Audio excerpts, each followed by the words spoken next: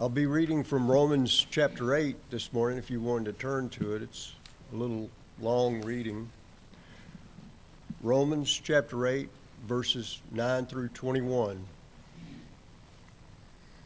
Romans 8, 9 through 21. But you are not in the flesh, but in the Spirit, if indeed the Spirit of God dwells in you.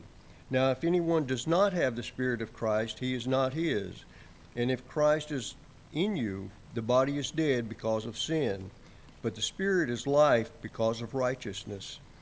But if the Spirit of him who raised Jesus from the dead dwells in you, he who raised Christ from the dead will also give life to your mortal bodies through his Spirit who dwells in you. Therefore, brethren, we are debtors not to the flesh to live according to the flesh. But if you live according to the flesh, you will die. But if by the Spirit you be put to death the deeds of the body, you will live. For as many as are led by the Spirit of God, these are the sons of God. For you did not receive the spirit of bondage again to fear, but you received the Spirit of adoption, by whom we cry out, Abba, Father. The Spirit himself bears witness with our spirit that we are children of God, and if children, then heirs, heirs of God, and joint heirs with Christ, if indeed we suffer with him, that we may also be glorified together.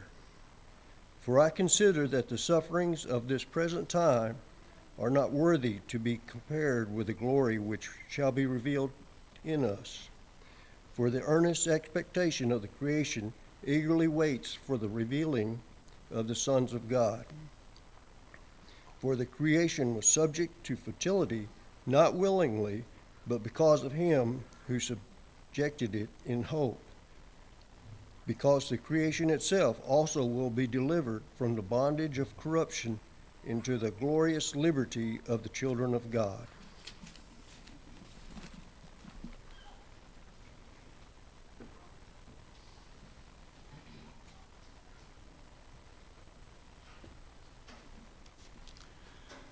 What a delight it is to see you. We are always glad to have those who are visiting with us. I am particularly pleased this morning to have two more of my sisters. You're used to having four of them all the time, but we have Sue and Kathy who are with us. They're the Texas sisters, and so they have filled up a whole pew. And I was telling Sister Nelda, I said, when you look at that row of sisters, you know why I look the way I do. They got all the looks, and so wasn't a whole lot left for me. But we're glad they're here. Don't get to see them that often, and always good to spend time with them. Glad you get to meet them if you haven't already. When you think about all the things that we've talked about over the last several weeks, we've talked about submission. And that's not a pleasant word for our society, and we tried to make sure we understood that sometimes we allow societal things to take really good words away from us. And because there is abuse in this world, and because sometimes people are subjugated to other people's demand, and they're put under their thumb and or under their heel, and so we use a word that might carry some connotations of being subordinate, and we run from it. But submission is a beautiful word because it allows us to see who God is and what God has done and how we can be like God. And so we'll kind of sum up our series of messages concerning submission this morning, and we'll talk about the requirements of submission. What is the summation of all the things we've talked about? And when you turn to passages like Brother Dan read for us, and you look at Romans chapter 12, and we covered those first 8 or 9 verses here a few weeks ago, and you look at that, first thing you see, you gain an understanding of the worth of a person. You see, God demonstrated that to us, and that is what our worth is. And when you talk about someone's worth, you're talking about their value. That is, when you meditate upon things, what is their level of value to you?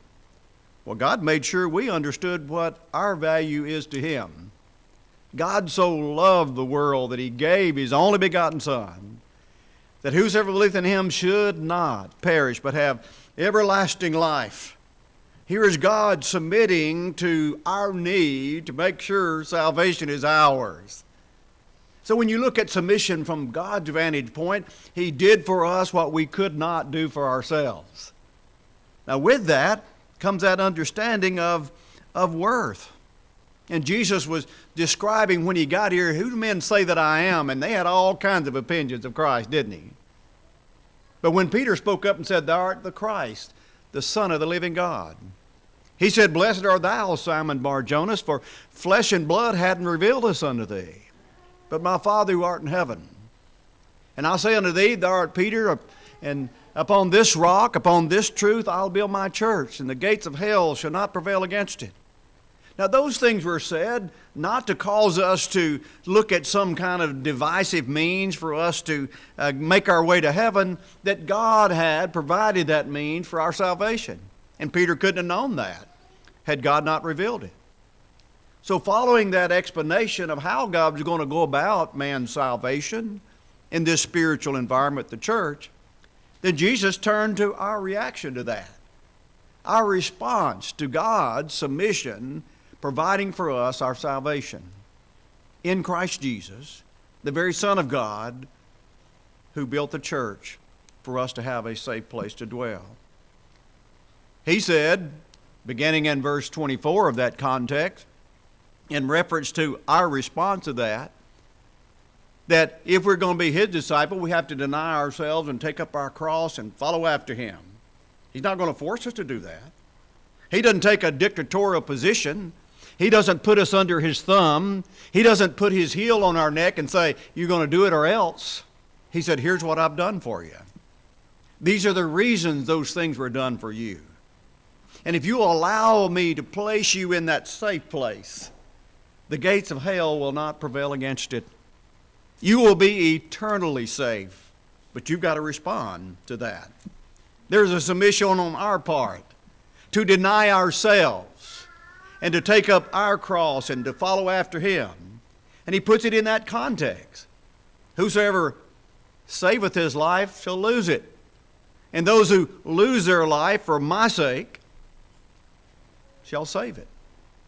He emphasized we need to emulate that submission that God demonstrated to us and providing for us what we needed to say, we're appreciative of that. We'll respond to that. We'll do what God has directed us to do. And Brother Paul did a good job in the class this morning of emphasizing in the book of Acts that kind of response. That inescapable provision that God has made calls on all of us to decide what we do about it. Now, some of us, it takes us longer than others, and he used that illustration of Saul. He knew the Word, he read the Word, he studied the Word, he had excelled in the Word, but he didn't really understand the Word and the means of his own salvation. When he did that, he became obsessed with making sure everybody else knew about that message of salvation. He understood then that they had to be dependent upon that Word. Everything about relationships then has to do with this attitude of submission. I can't really have a relationship with any of you if I don't have God's attitude toward valuing you. Because then it'll be selfish. And you'll have to look at it from the standpoint of what it's going to cost you all the time to have a relationship with me because I'm selfish. But if my relationship to you indicates to you that I care about you, that if I saw you had a need, I would try to fill that need, then that becomes a mutual relationship that we benefit from. God allows us to see how much He valued us. And we have to emulate that kind of value in our marital relationship, in our family relationship, in our parental responsibilities. It all has to do with submission. To saying, this is a role that I need to assume to provide for that person what I've committed to provide, either as a spouse or as a parent. That beautiful passage that we use a lot on Mother's Day from Proverbs 31, when it describes the kind of woman she was, and it puts into context that her price is far above rubies. Now you get to see what's her worth. Someone who treats her husband right, that absolutely indicates that she will do him good and not harm all the days of his life. She submits to do that. She commits to do that. What kind of price do you put on that? You see, it allows us to see that worth. In Romans chapter 12, when you look at verse 9 and 10, it indicates that. He said, let love be without dissimulation. The King James says dissimulation. That really means don't conceal it. Don't let it be pretentious. Don't say it with your lips that you love someone and not indicate it in how you demonstrate that love. And so let love be without dissimulation, and abhor that which was evil, and cleave to that which is good. Be kindly affectionate one toward another. Now, where would we learn that? Where would we see that? How would we embody that? He said, as you have this love one for another, and honor preferring one another. God prefers us. That's why while we were yet sinners, Romans chapter 5, Christ died for us. That's how much he valued us. That's how much he preferred us. And so when we see that worth, then we submit in responsive love to him in the same way he gave that to us. We don't have time to develop it, but you want to see a contrast in submission to God's will and purpose. You see, every commandment God's ever given, every commandment God has ever given, you can write it down and make sure that you focus on it all the time. Every single commandment God has given is for our protection. He's never asked us to do anything for our harm, ever, nor would he. And so when you look at it that way, then a contrast, and just jot this down and you can read it when you get home. But you look at 1 Samuel chapter 15, where you had Saul, the first king of Israel, and God gave him specific instructions. The Amalekites had come out against the Israelites when they left Egypt and attacked them, and God said, I'll get back to you. I'm going to take care of that one of these days. And so one of these days came, and in 1 Samuel chapter 15, he sent Saul out and said, take care of the Amalekites. You utterly destroy all of them. Well, Saul manipulated what he did. He brought the king back of the Amalekites. He brought the best of the flock back, and he tried to reason through it. He said, oh, we brought the king back, but we kept God's will. And Samuel said, then what meaneth the bleating of the sheep that I hear, and the lowing of the oxen in my ear? And he described that this rebellion, this not doing what God said do, not submitting to God's will, is like witchcraft. That dissimulation, that concealing, that pretense. He pretended like he was submitting to God, but he really rebelled against God. You go over to the next king, David. You get to chapter 17, and you see that worth is indicated there. He comes down and hears this giant chastising God's people, and David said, is there not a cause? Can somebody not stop him from speaking evil about our God? And David had this image of God and what God had done for him. And he said, you know, God delivered a lion and a bear into my hand. And he understood, yes, I had to kill the lion bear. But had God not given me the strength, I couldn't have done that. And so I don't want anybody speaking disparagingly about my God. If God had submitted to David's care, David said, is there not a cause? Is there not a reason for us to respond? I'll go up and fight him. And it inspired the whole nation of Israel to rout the Philistines because somebody understood the value of this relationship with God.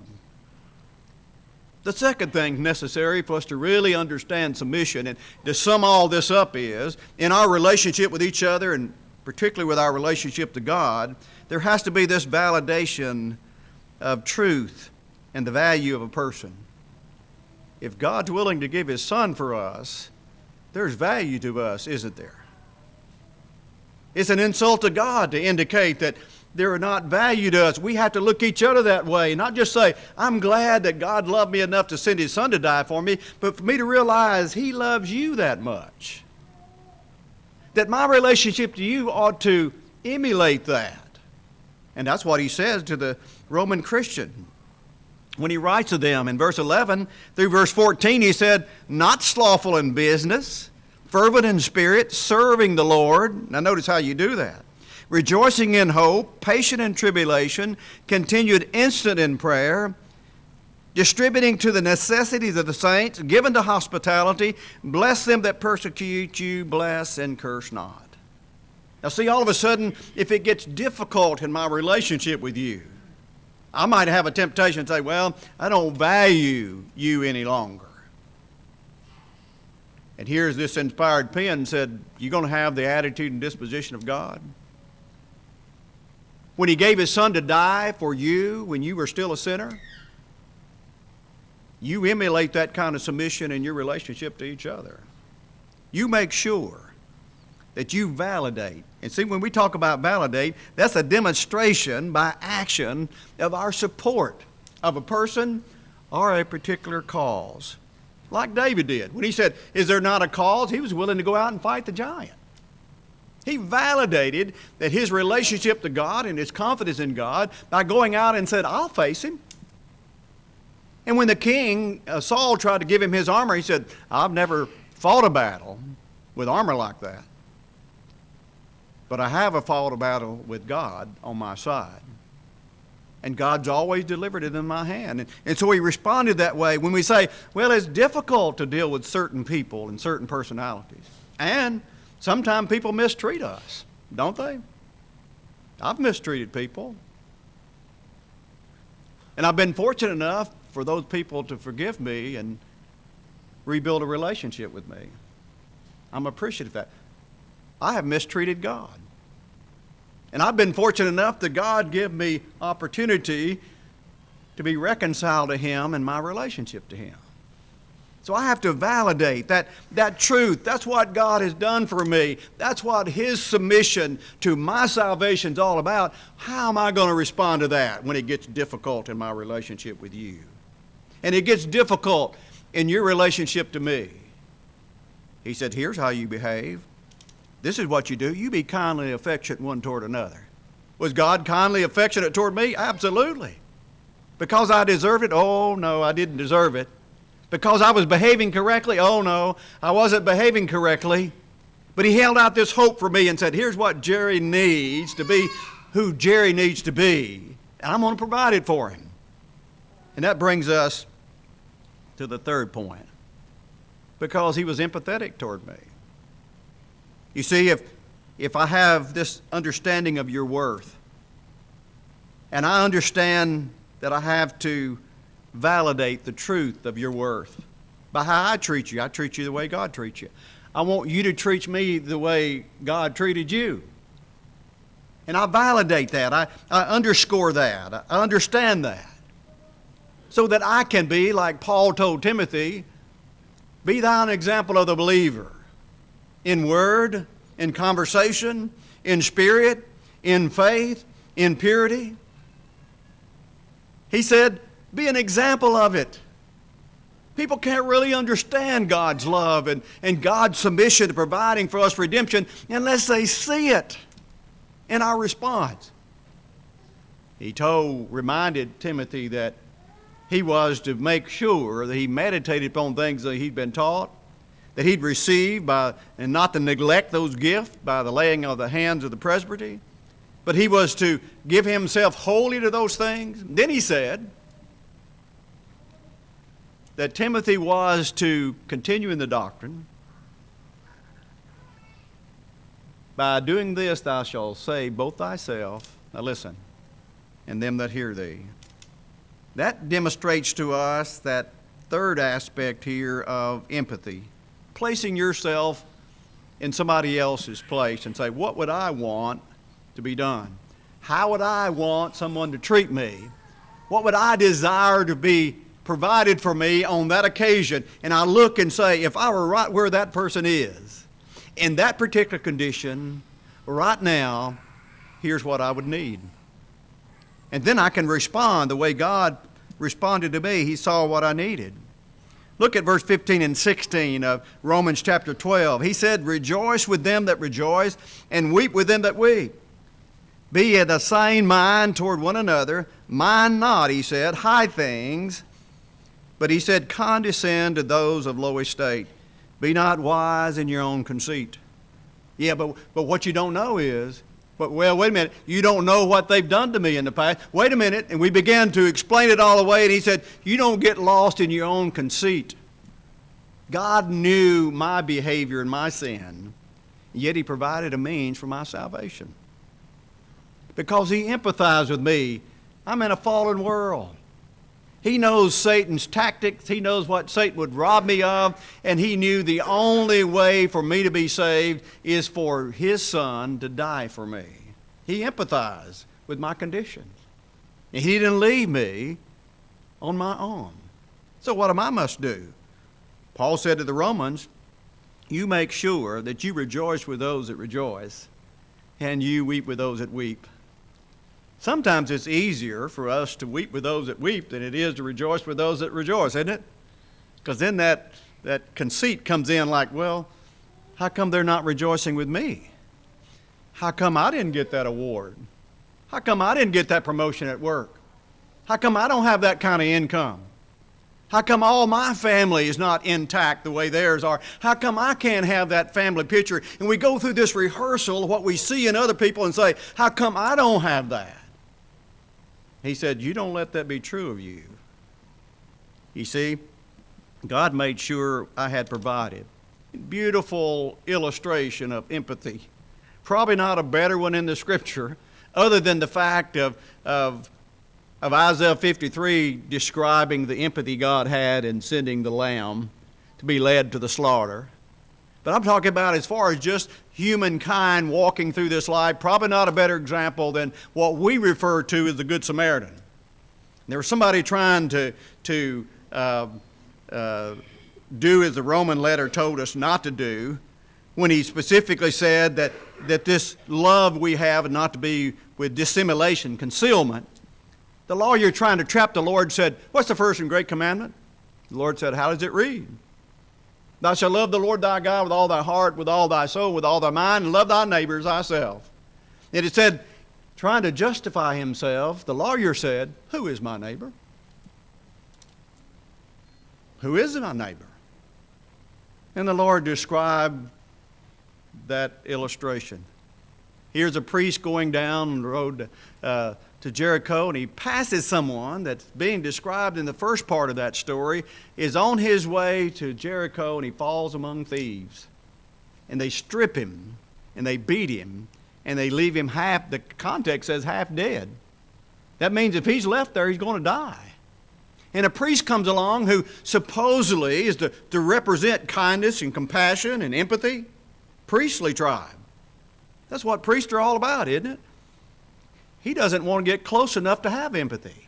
If he doesn't see it, he doesn't have to have compassion toward him. So he just goes on the other side of the road. A Levite comes along that's from the priestly tribe. He at least has some curiosity and goes and looks on him, but he doesn't do anything. And then he said a Samaritan came along, and this is not someone that has a good reputation. Certainly not a priest, not even from a priestly tribe, not even looked on by religious people as having the right to be considered anybody. But when he saw that man, he had compassion on him. You know why? You look at that context. You ever been on the road and you've seen a wreck and you thought, boy, if I had been 15 minutes earlier, I might have been right there when that semi came across that median. That could have been me. That came that close to that being me. I was headed in the same direction on the same highway at the same time. I just happened to be a few minutes late. Here is this Samaritan that looked and said, I'm on the same road. If I'd been a little earlier, that might have been me. What would I want somebody to do? He did exactly what he'd want somebody else to do. He showed compassion on him. He went and cleaned up his wounds. He bounded him up. He put him on his own beast. He took him back to the inn. He cared for him there, and when he could no longer stay there, he gave the innkeeper money and said, you take care of him. When I come back, If you've been out anything, I'll take care of it. Ah, empathy. He put himself there. You see, when we disconnect from each other and we let society take that word submission away from us, then we lose our empathy. Say, well, you can't trust anybody out there, and people are going to take advantage of you, and all that's true. Now, the Samaritan didn't know if this man was just pretending to be hurt. He didn't know if he helped this man, if this might be harmful to him. He didn't know if those who stripped him might still be lying in wait to take on somebody else. He just saw someone who looked like he needed help. And he responded to that, and that's empathy. That's rejoicing with those that rejoice and weeping with those that weep. You put yourself there with them. That's submission. Boy, that's scary for me. How about you? Put myself there with them. That means I've got to feel some of their pain. And I have enough pain in my own life. I don't want to take on anybody else's pain. And yet he said, that's what you're to do. When it was all summed up in the story of the Good Samaritan, he asked the man a question. Which of these was a neighbor to him? We might say, who would you like to be your neighbor? He said, the one that showed mercy. The one that was empathetic. The one that was compassionate. He said, you go and do likewise. That's the answer to your question. That's your neighbor. As we're summing up the submission, the other part of this is vulnerability. Yeah, we don't like to be vulnerable, do we? See, and again in our society, nobody's going to tell me what to do. Boy, we have bad experiences in relationship, and that causes us to look at all of our relationships that way. Nobody is going to ever tell me what to do. I will never be in subjection to anybody, and all of a sudden we rob ourselves of everything God provided for us in the image that God demonstrates to us and who God wants us to be, and so therefore the world never really sees God because we are not behaving in the same way He did. I'm not behaving that way unless I'm willing to be vulnerable. Listen to what he said, beginning in verse 17. He said, recompense to no man evil for evil. But he said, do all things honest in the sight of men. If it be possible, as much as lieth in you, live peaceably with all men. Dearly beloved, avenge not yourselves, but rather give place unto wrath, for it is written, vengeance is mine, I will repay, saith the Lord. Therefore, if thine enemy hunger, feed him. If he thirst, give him drink.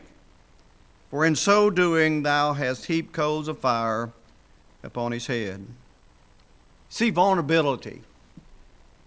Sometimes we consider that weakness, but vulnerability is the quality or state of being exposed with the possibility of being rejected. Boy, if we've ever been in a relationship we've been rejected, we don't like that feeling, do we? Boy, that's never going to happen to me again. And then we rob ourselves of relationships because we never want to put ourselves there again where we might have that feeling again, and so we just don't do it. Does God demonstrate in His submission, providing for us what we need, vulnerability? Was He rejected? Was there that possibility when He did all those things for us that we might reject Him? Yeah, again, Brother Paul did a good job in the class this morning describing that. That God made us people of choice. He wants us to respond in our love for Him and practice the same kind of submission to Him that He provided in submitting for our care. He wants that, but He's willing. He's willing to us to exercise the choice to say, I'm not going to acknowledge you as my Creator. I'm not going to submit to you as my Savior. He's willing to make Himself vulnerable and say, they may make that choice. They may never enjoy everything I'd like for them to enjoy. But I'm going to give them that opportunity. And I'm going to demonstrate to them how much I do love them. And they can choose whether they love me or not. I wish we had time to develop all of it. But if you go back and look at that great Sermon on the Mount, particularly in what we refer to as the Beatitudes, oh, it's all about submission. It connects that beauty of God's provision to our response to it. And when we get to that point where we understand it and we embody it, then we understand what he was talking about when he said, "Blessed are the poor in spirit, for theirs is the kingdom of heaven." When they're submissive, the poor of spirit is humility. That you're willing to say, "Look what God did for me," and I'm willing to respond to that, even though there may be difficulties along the way. Blessed are those that mourn, for they shall be comforted. Boy, I don't like to mourn, do you? And being in the ministry as long as I have, you're engaged all the time, and everybody's mourning. And because you navigate it, I've had people tell me, "Brother Jerry, you're so good at it." There is nothing that could be further from the truth than that. You never get good at it. You begin to understand it. And you begin to put yourself there and say, if I were here, this is what I'd want people to do. I have been there, and this is what people did. And it was comforting to me. It was helpful to me. It couldn't have been comfortable for them, but they were there with me. I want to be that for them. And that's what he's talking about. You've got to be willing to do that. Blessed are the meek, for they shall inherit the earth. You see that quality of submission, that meekness, that strength under control you choose. We think meekness is like a dishcloth, It just kind of can be wadded up and thrown about, and that's not what meekness is at all. Meekness is being able to have a choice to exercise your power, your decision making, and you choose to bring that strength under control and say, "This is who I am, this is what I'm going to do, because this is who he is, and this is what he did for me." Now that gives me a whole different understanding of submission. And I consider it a privilege to be able to say, if he's willing to do that for me, there's nothing he could ask me that would be too much for me to submit to. Willingly, consciously. Even though it hurts, I'm going to go through that vulnerability. Blessed are those that hunger and thirst after righteousness, for they shall be filled. You see, that submitting to that hungering and thirsting and making that focus upon spiritual things. Blessed are the merciful, for they shall obtain mercy. Blessed are the pure in heart, for they shall see God. And I want to see him, don't you? And I see him all around me and you and how you work and the kind deeds that you do, but I want to see him. And so I need to have that kind of mercy. And I need to express that kind of pure of heart. Blessed are the peacemakers, for they shall be called the children of God. Now here it is. This is the difficult part. This is the part I want to avoid. Blessed are you when you're persecuted for righteousness' sake, for yours is the kingdom of heaven. And he extends that, and he said they persecuted the prophets before they persecuted you. Blessed are you when men shall revile you and persecute you and say all manner evil against you falsely. Now see, when that happens, I want to say, okay, if that's how they're going to treat me, they're going to need me one of these days, and I'm not going to be there. And somebody's going to ask me for a reference, and they're not going to get it. You see, that's sometimes how I want to respond, and yet when I see what God did for me when I was in that attitude and that disposition. And he said, when people treat you that way, here's your opportunity. They did the prophets that way. They exercised that opportunity to identify they were prophets of God. They were speaking for God. I get that opportunity in how I exercise those things. When you put all those together, submission helps us provide an environment where trust can grow. Look at verse 21 of Romans chapter 12. Be not overcome of evil, but overcome evil with good.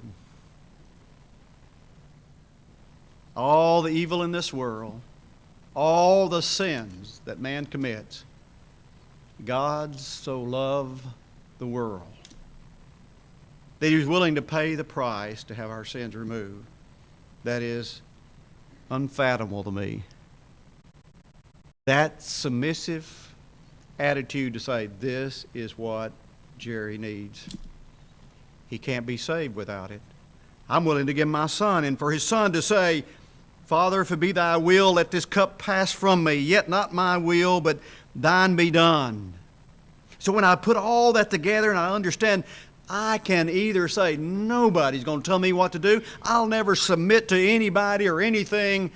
Be not overcome with evil. You see, I would have adopted the attitude and disposition of an evil world, because an evil world has hurt me, has betrayed me, has taken advantage of me, has lied about me, whatever the context might be. And he said, you don't be overcome with that. Don't be identified with that. Don't that be true of you. But here's what you are to do. You overcome evil with good. God overcame evil with good. You see, evil is sin. And yet God said, here's the answer to sin.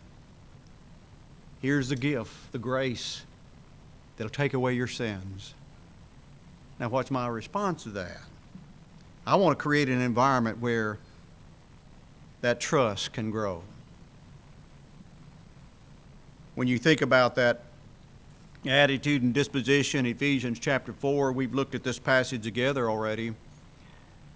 But when describing that oneness of God and the Spirit and of Christ and of us and our mindset and our thinking, you put all that together in the body of Christ, and He emphasized, He's given some to be apostles and some prophets and some teachers and some evangelists and some teachers for the edifying of the body of Christ, for the work of the ministry, for the building up of the body of Christ. You get down to verse 16, he said, we are fitly joined together by that which every joint supplieth. The previous verse said that we put away childish things and we grow up in Him. Isn't that a beautiful thought? And when that is true, then we edify ourselves together in love. I hope our time together has helped us take that word back, submission, and say, I have a perfect image of what submission is, that God loved me enough, He did for me what I could not do for myself. I want to embody that kind of submission. I want to make sure I do for my wife what she cannot do for herself. Not get in this struggle, well, you know, I'm the head of the wife and she's going to do what I tell her to do. I know what she needs and what God expects me to do, and I'm that house man. I want to do that. I want to make sure I'm the parent that I need to be, that I can bring them up in the nurture and admonition of the Lord. I don't have to do that. I choose to do that because I'm going to submit to that responsibility, because that's what needs to be done. No matter how the world defines it, God has described it, provided it. It can be summed up this way in our response to it. In Hebrews chapter 5, verse 8 and 9, he said, though he were a son, talking about Jesus, though he were a son, yet learned he obedience by the things which he suffered. Being made perfect, he became, listen carefully, he became the author of eternal salvation to all them that obey him. People are like, obey? You mean there's a commandment? Well, what, God would manipulate things? No, God provided things. Jesus authored things for our good, for our salvation. I'm going to submit to that because I want that eternal salvation. How about you this morning? Do you want that? The question is, are you willing to submit to that? Say, God told me what to do. I'm going to respond to it in obedience because I want everything God told me. So I can create that environment of trust. So anybody that follows me will be following Christ and can have what Christ provided. If we can help and assist you come to that kind of submissive mindset this morning, you let that be known while we stand and while we sing.